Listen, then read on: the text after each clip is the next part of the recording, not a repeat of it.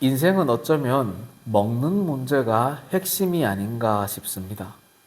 좋은 말로 하면 무엇을 먹을까, 무엇을 마실까 이렇게 표현할 수 있지만 좀 적나라하게 말한다면 인생은 밥그릇 싸움이다 라고 표현을 할 수가 있습니다. 카페 오는 손님들 중에 이런 손님들이 있습니다. 점심때 아주 배부르게 맛있는 음식을 먹고 카페에 들어오시면서 하시는 말씀이 아이고 배가 불러서 커피를 못 마실다. 우리 고마 둘이 한 잔 나눠 먹자. 그렇게 이야기를 합니다. 카페를 운영하는 저 입장에서는 얼토당토하는 일이죠.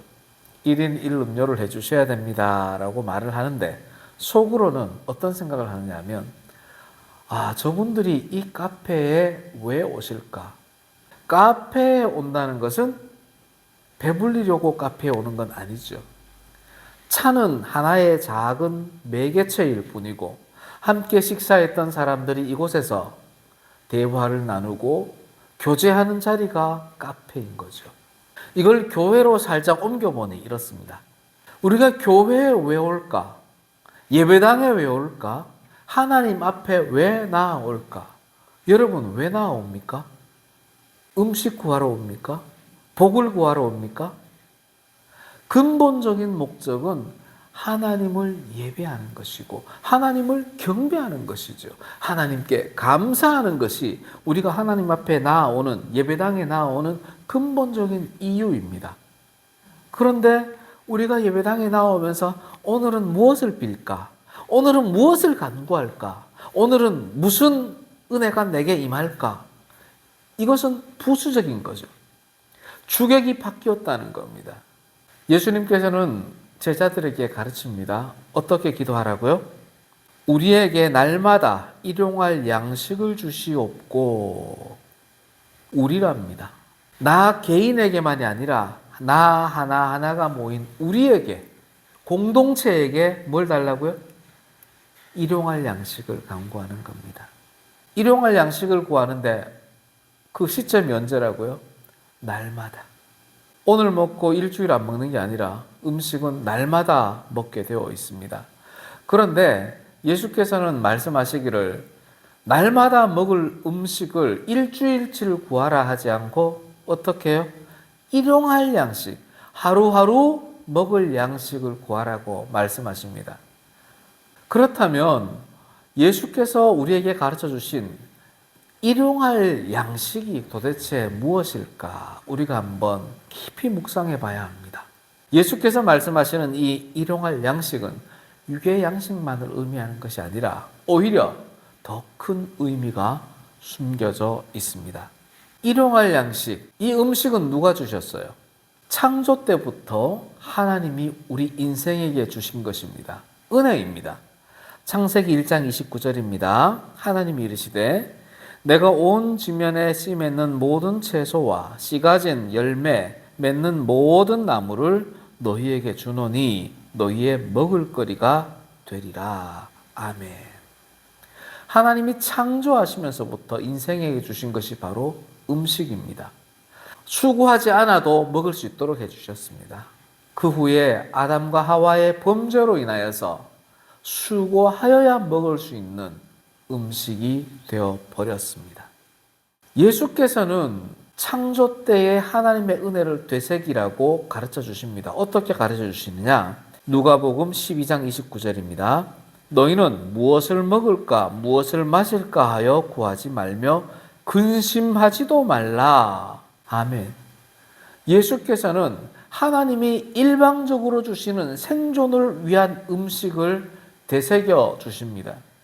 제자라면 이런 것은 구하지 않아도 된다. 하나님의 자녀요 예수의 제자라면 하나님이 예수님이 당연히 먹이고 마시게 하고 입혀준다라는 것을 명확하게 선포해 주십니다. 이런 것을 구하는 사람은 누구다? 세상 사람, 이방인들이 구하는 것이다. 그러니 제자된 너희들은 이런 것 구할 필요가 없다. 이미 알고 계신 하나님이, 이미 알고 있는 나 예수가 너희들에게 다 준다라고 선포하시는 겁니다.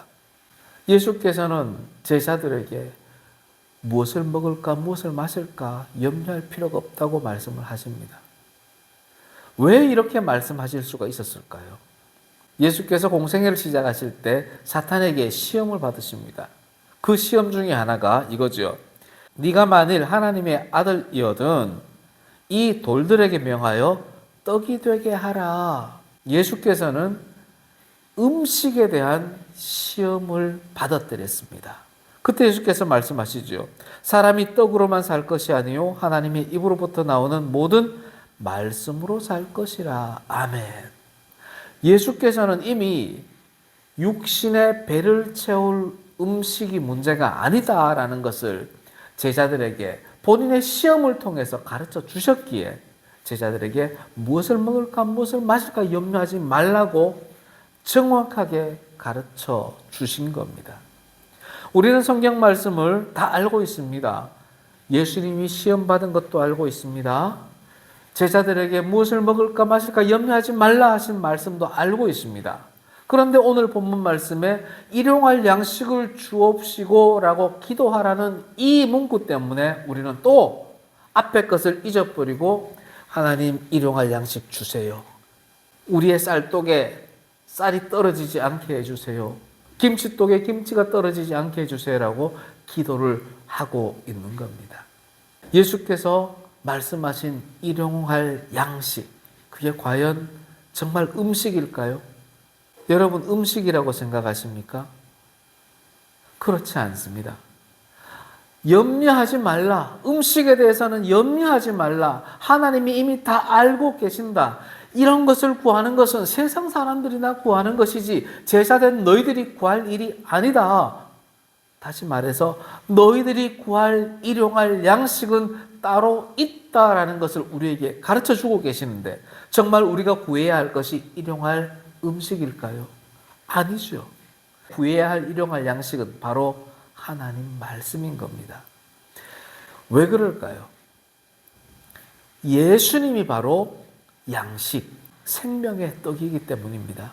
요한복음 6장 35절입니다. 예수께서 이르시되 나는 생명의 떡이니 내게 오는 자는 결코 줄이지 아니할 터이요 나를 믿는 자는 영원히 목마르지 아니하리라. 아멘. 세상의 음식은 너희들 제자들이 구하지 않아도 하나님이 다 알고 계시니 하늘 만나를 통해서 까마귀를 통해서 사람을 통해서 하나님의 은혜를 통해서 다 공급해 준다. 너희들이 구할 것은 바로 생명의 떡인 예수 그리스도다라는 것을 오늘 말씀이 가르쳐 주는 겁니다. 이 생명의 떡 예수의 말씀을 먹으라고 우리에게 가르쳐 주는 것이고 이 예수님의 말씀을 간구하라고 주기도문에 넣어 주신 겁니다. 누가 이 생명의 떡을 먹는다고요? 제자들이 먹습니다. 교회에 나오기만 하면 다 제자인가요? 그렇지는 않지요. 누가 제자라고요? 하나님의 뜻대로 행하는 자가 하나님의 자녀요 예수 그리스도의 제자가 되는 겁니다. 어디에서 준다고요? 요한복음 6장 33절입니다. 하나님의 떡은 하늘에서 내려 세상에 생명을 주는 것이니라. 아멘. 이 생명의 떡은 세상에서 먹을 수가 있는 겁니다. 예배당에서도 먹을 수 있고 저 직장에서도 저 가정에서도 여러분이 살아가는 삶의 현장 어디서든지 이 생명의 떡을 먹을 수 있습니다. 왜 그럴까요? 하나님이 그곳에 내려주시니까. 또 누가복음 14장 15절입니다. 하나님의 나라에서 떡을 먹는 자는 복되도다. 예배드리는 곳, 하나님이 임재하시는 곳, 하나님이 역사하시는 곳, 그곳에서 생명의 떡을 먹을 수가 있습니다. 이 생명의 떡을 먹으면 어떻게 한다고요? 영생하게 됩니다. 요한복음 6장 51절입니다. 나는 하늘에서 내려온 살아있는 떡이니 사람이 이 떡을 먹으면 영생하리라. 아멘. 6장 35절입니다. 예수께서 말씀하십니다. 나는 생명의 떡이니 내게 오는 자는 결코 줄이지 아니할 터이요 나를 믿는 자는 영원히 목마르지 아니하리라. 아멘. 예수님을 먹는 자, 예수님의 말씀을 먹는 자는 영생하고 결코 줄이지 않는다 말씀하십니다. 자, 이제 오늘 본문으로 되돌아가 봅시다.